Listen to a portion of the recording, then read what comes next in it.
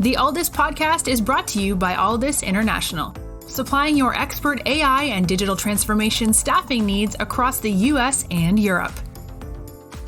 Today, you are listening to our ServiceNow series, where we interview the best and brightest of the industry to share their story, advice, and views on the exciting world of ServiceNow and digital transformation.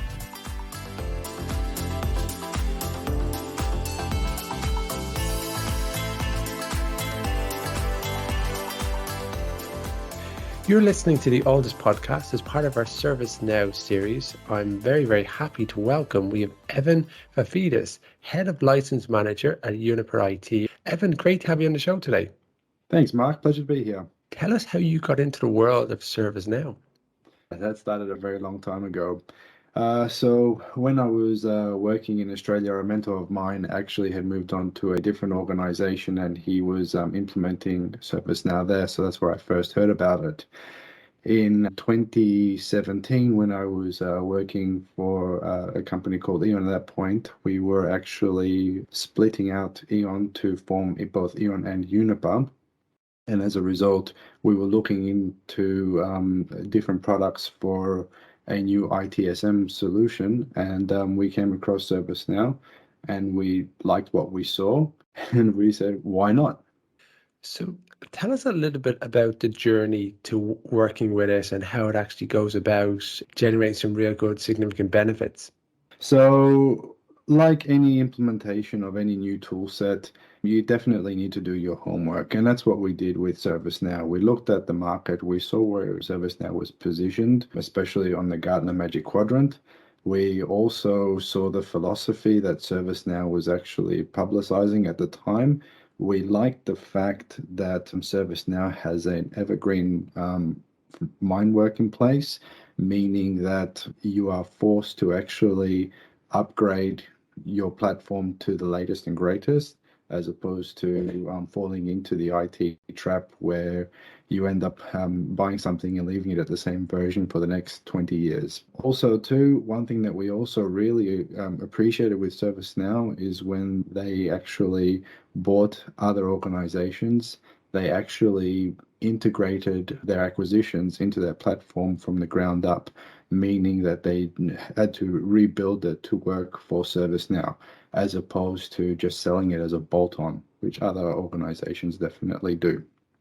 So with all those factors in mind, that led us to our decision to utilize ServiceNow. And I can definitely say that we are definitely happy with what we've achieved. One of my favorite comments I've heard, it actually came from yourself when you're retelling the story about validation and did we actually go live today? There's an awful lot of work that goes into that. Maybe you might tell us a little bit more about that. So you're right. With a large piece of work as what we did, so we implemented the ITSM module of ServiceNow, which is basically your incident management, change management, all the lovely ITIL management items in there, as well as the CMDB, which is quite vital for everything to actually be working correctly. In addition to that, we also implemented a new multi-supplier integrator, as well as a new IT global service desk. So we did all this within 9 months. Now, people thought that we were crazy, and they let us go and do what we needed to do to get it done. And as a result of that, we ended up coming to the point where when we went live, and we communicated the hell out of this, but when we went live, I remember walking past the CIO, and he said to me, "Evan, you got a second?" And I'll be honest with you, I froze, and then my heart dropped, and I looked at him and gone, "Yeah, why? What's the matter?" And he said, "Are you sure we've actually gone live? No one's called me up to complain yet," with a cheeky smile on his face.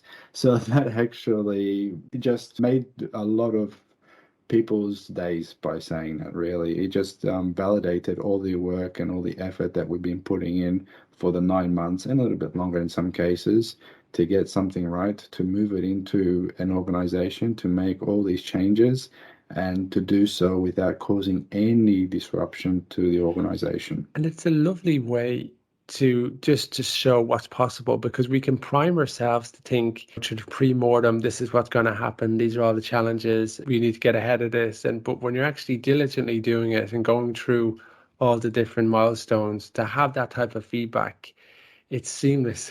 What advice would you offer to people who are going on this journey, and the transparency where people need to get their mindset right for the pitfalls along the way?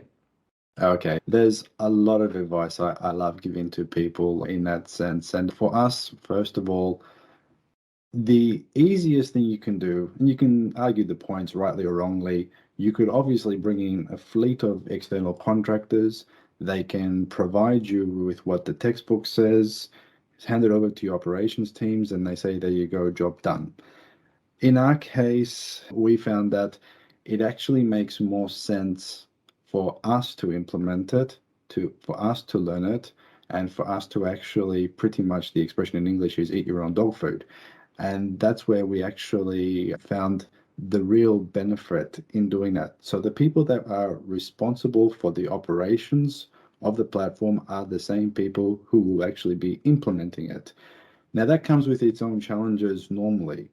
Add on the additional complexity of a transitional project, in other words, splitting two organizations. And from a project plan perspective, it was just utter chaos. So there were things being moved around, daily operations was happening. You had meetings with the people that were involved with incident management.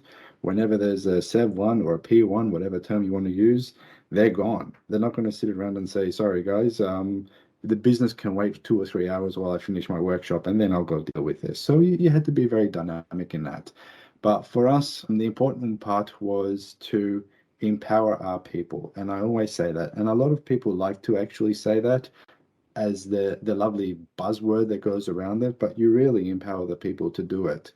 The people who know incident management are the ones who are going to be running it, and are the ones who can set it up to ensure that they will have a much, let's just say, I don't want to say easier time, but more successful time in the future. And what we actually found out by doing this is that there were two interesting topics that came out of that. First one, there were a lot of people that were rolling up the sleeves saying, okay, I'm going to change the world. And those are the people that you have to bring back and going, yeah, hang on a minute. Just remember, we've got a specific guideline. Don't change the platform. We have to work within what we actually have. And the second part was we actually found people that were a little bit overcautious in the sense of what happens if I do something ideally you'd like to say don't, but in reality you pretty much say, okay, well, if you do something wrong, ultimately you're going to have to live with it, but it's a platform. We can change it later on. And so that allowed everybody to just start the journey. And it is a journey. And as a journey, you need to make sure everybody knows what we're doing and where we're going at all times. More often than not, I've seen in my professional career that projects tend to go off the rails sometimes just because of lack of communication. For the program that we ran, you can definitely say there was more than enough communication for people to know where everything was at certain points in time. But in saying that too, we also had to understand our environment. So as I mentioned earlier, ServiceNow forces the community to upgrade every 1.5 years to the major release that they've released.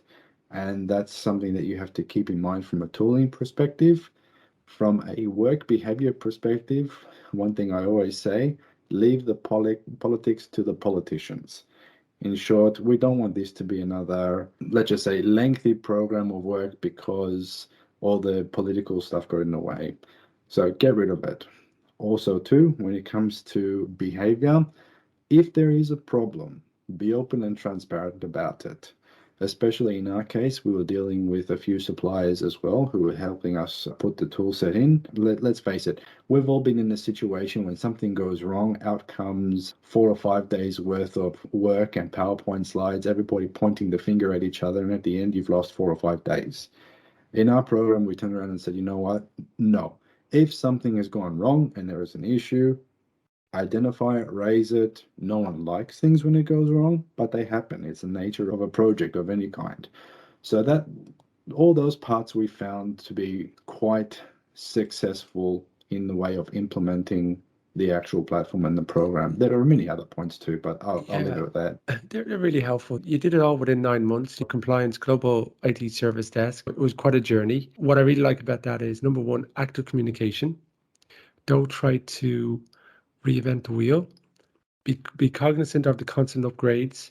Leave the politics to the politicians, and then be very transparent when the challenges or the problems arise. And I think that's a very good point, because if you think about anything, we always like when people are sincere with us when we've got problems or we got challenges and they're direct. But sometimes when the shoe's on the other foot, we don't necessarily want to hurt other people's feelings. We want to just try to just get through it, don't necessarily raise too much of alarms. But that's the wrong approach. That's not definitely the way to go about it. And you're looking always at morale, because if you want to keep morale high, it's about letting people know what's happening at all these different stages as well. You are listening to the Alldus podcast. When you're looking to scale your team, or if you are interested in showcasing your company in a future episode, reach out today. Or if you're in the market for a new role, visit our website to view open positions. www.alldus.com. How important is incident management and trying to take people on a journey of change and kind of winning the hearts and minds of people to want to go on that change? It's a great question.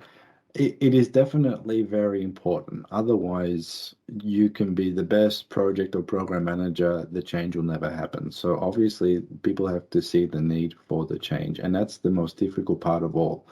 From an IT perspective, the IT technical change is rather straightforward. The journey of getting the people involved, as well as the organization, is always the challenging part. And the way to do that is to publicize it. What we did internally is we actually had a newsletter going around with respect to what's happening on a monthly basis.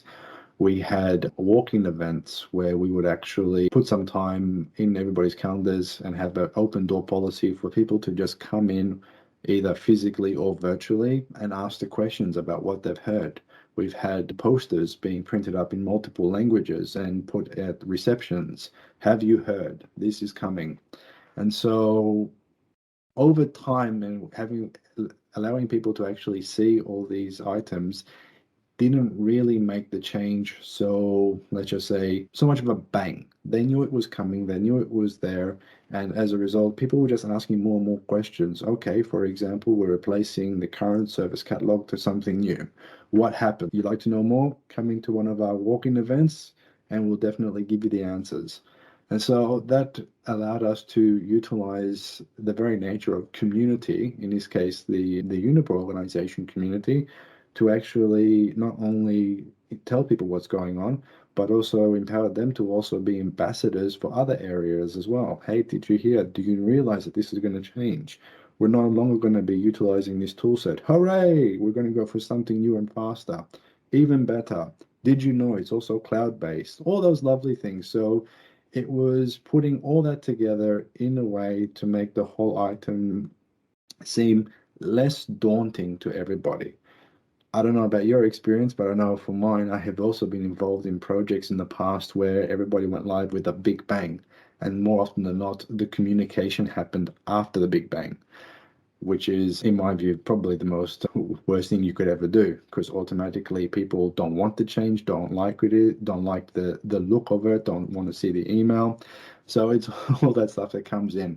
I'd say to do this change piece, or to do any change piece correctly, just take everybody that you can on the journey. More often than not, you will find people that are resistant at first. Okay, that's where you spend most of your effort, but ultimately, once you get past that level of resistance, those ones who are ultimately negatively against it at the beginning turned out to be your biggest ambassadors at the end of it. They were convinced. It makes their job easier. If it makes everybody else's job easier, then it's a win for everybody. It's really good advice. And I agree with you. The people that probably ask the most questions or can be seen as a little bit more trying are the people that actually are expressing themselves, who want to go on the journey. It's probably the other people who don't necessarily communicate at all, who seem a little bit indifferent, that you have to be careful for and really get to understand their needs and get to dwell a little bit on what possibly could be at them, and because the masses might necessarily actively communicate like everybody else too. You've been listening to the Alldus podcast as part of our ServiceNow series. I'm delighted to say that we've been catching up with Evan Vafidis.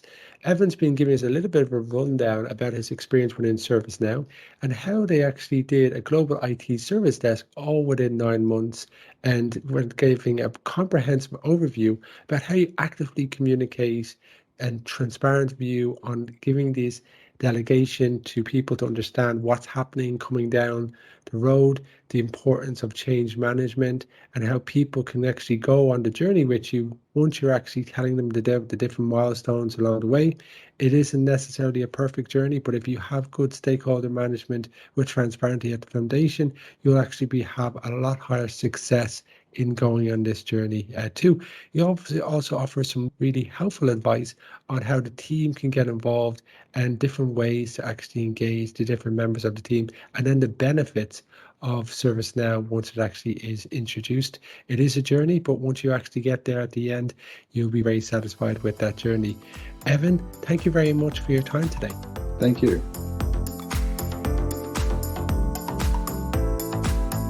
Thanks for listening to this episode of the Alldus podcast. If you enjoyed today's episode, don't forget to subscribe, rate, and review. We are available on Apple Podcasts, Spotify, and any Android podcast of choice.